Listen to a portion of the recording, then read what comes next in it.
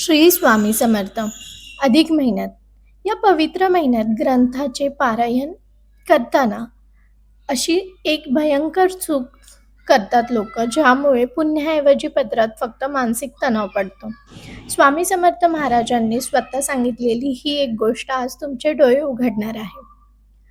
तर या महिन्यामध्ये कोणते पारायण कशासाठी केले जाते, कोणते ग्रंथ वाचावेत, हे आज आपण पाहणार आहोत. बरेचसे जण सकाळपासून रात्रीपर्यंत सगळ्यांचं मन जपतात, घरातली कामं करतात, पण स्वतःचं मात्र घुसमट होत असते. मनामध्ये बरेचसे प्रश्न येतात की हे इतकं माझ्यासोबतच असं का होतंय.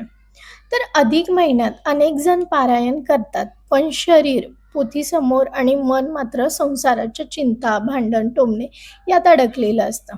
स्वामी सांगतात नेहमी की केवळ मंत्र म्हणणं म्हणजे भक्ती नाही, तर त्या शिकवणीप्रमाणे वागणं ही खरी सेवा आहे. अक्कलकोटमध्ये एका व्यापाऱ्याने रोज 3 ग्रंथ वाचूनही मन अशांत असायचं त्यांचं. स्वामींना सांगितलं, पण स्वामींनी एका गरीब शेतकऱ्यांचं इतकं कौतुक केलं, कारण की त्याची पोती कागदावरती नव्हती, तर ती त्याच्या कर्मात होती. तर या अधिक महिन्यात फक्त ग्रंथांची पानं उलटू नका. त्यातील एक ओळ जरी आयुष्यात उतरवली तर घरात सुख, शांती, समाधान आपोआप येईल. तर आपण आज पाहणार आहोत की अधिक महिन्यात कोणत्या ग्रंथाचे कधी पारायण करावे, कोणता ग्रंथ वाचावा.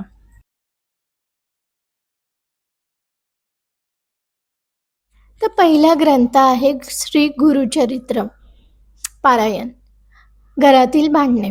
आता पुढची गोष्ट तर खूप कमी लोकांना माहीत आहे की जी घरातील कटकट कायमची संपू शकते.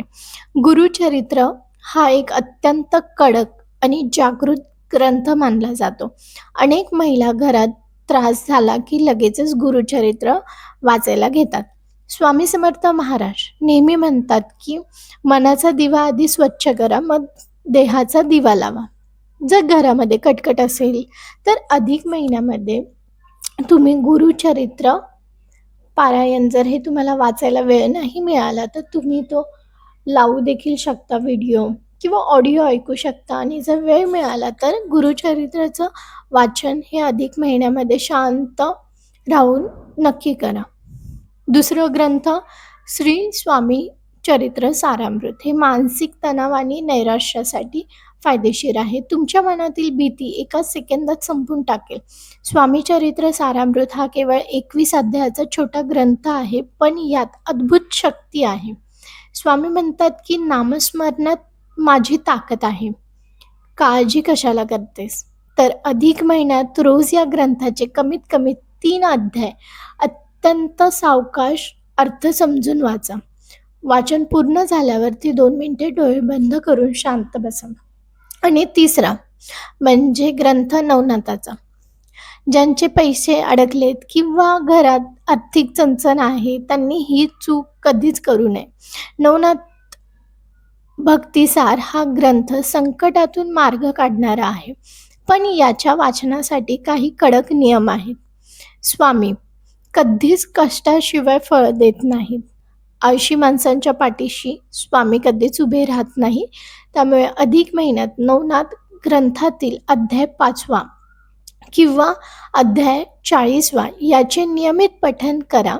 यामुळे घरातील नकारात्मक शक्ती नष्ट होते आणि प्रगतीचे मार्ग मोकळे होतात. चौथा ग्रंथ श्रीमद भगवद्गीता आणि कर्तव्याची जाणीव. हा ग्रंथ वाचताना 90% महिला सगळ्यात मोठी चूक करतात, ते म्हणजे भगवद्गीता हा केवळ पूजेचा ग्रंथ नाही आहे, ते एक जगण्याचे शास्त्र आहे. स्वामींनी नेहमी गीता ग्रंथाचे आधार केलेला आहे आणि त्यात कर्म श्रेष्ठ मानलेले आहेत.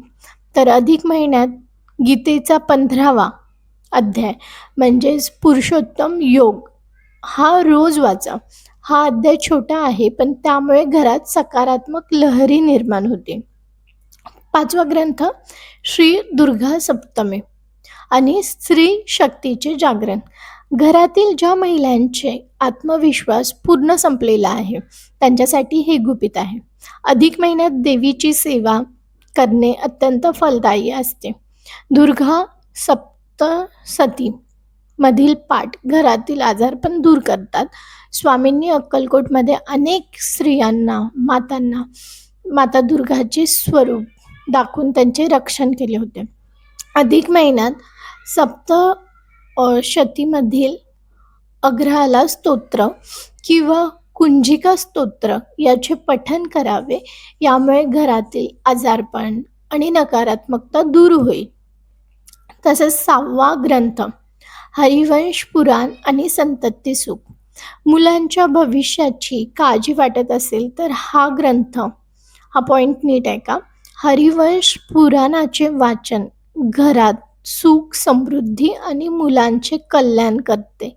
जे संततीसाठी प्रयत्न करत आहेत तर त्यांनी देखील या ग्रंथाचं पठण या महिन्यात करावं.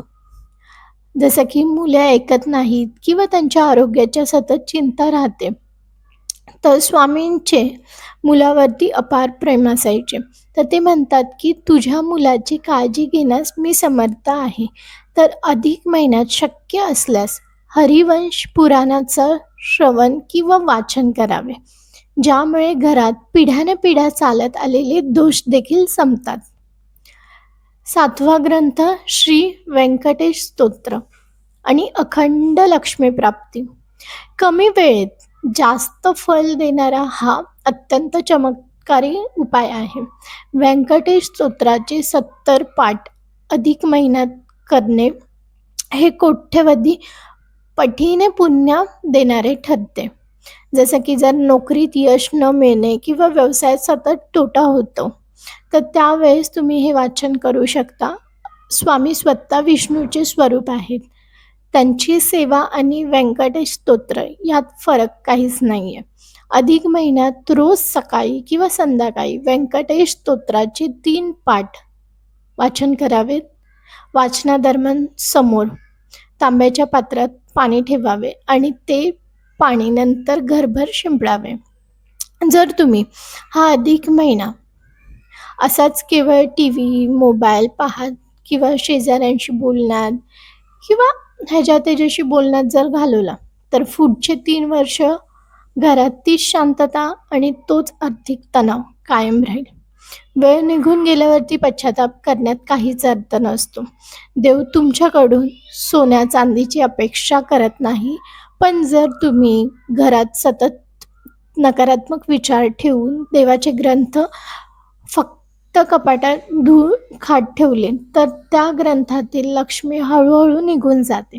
त्यामुळे तुमच्या घरातील ही वास्तू जर सतत अश्रू आणि भांडणांनी भरलेली राहिली, तर स्वामींचे आशीर्वाद तुमच्यापर्यंत कसे पोचणार ना. तर हीच ती वेळ आहे स्वतःला बदलण्याची.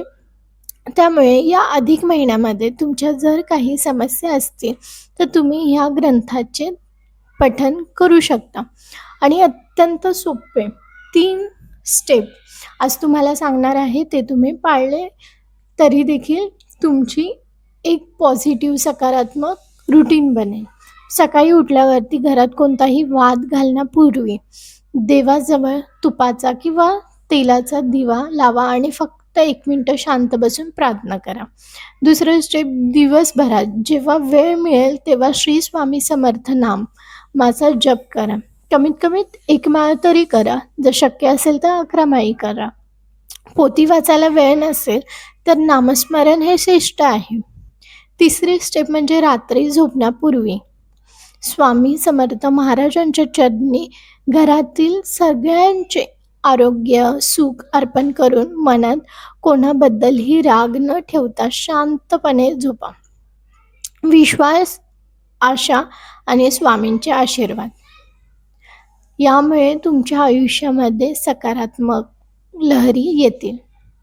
जर हा व्हिडिओ केवळ एक माहिती नाही आहे, तर स्वामींनी तुमच्यासाठी पाठवलेला एक संदेश आहे. असे समजा की तुमच्या डोळ्यातला प्रत्येक अश्रू स्वामी पाहत आहेत. ते म्हणतात की तू कशाला काळजी करतेस, मी तुझ्या पाठीशी उभा आहे. मनात पूर्ण विश्वास ठेवा. या अधिक महिन्यात तुमची सर्व संकटे, सर्व दुःख स्वामींच्या चरणी अर्पण करा. तुमची अडकलेली कामे नक्कीच पूर्ण होतील.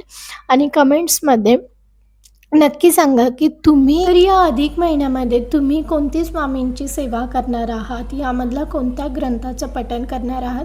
ते कमेंट्समध्ये जरूर सांगा. आणि जर ही माहिती तुम्हाला उपयुक्त वाटली असेल, तर हा व्हिडिओ एका स्वामी भक्तापर्यंत जरूर पोहोचवा. जेणेकरून त्यांना देखील ह्याची माहिती मिळेल. आपण लवकरच भेटूया अशाच काही उपयुक्त माहितीसह. तोपर्यंत श्री स्वामी समर्थ.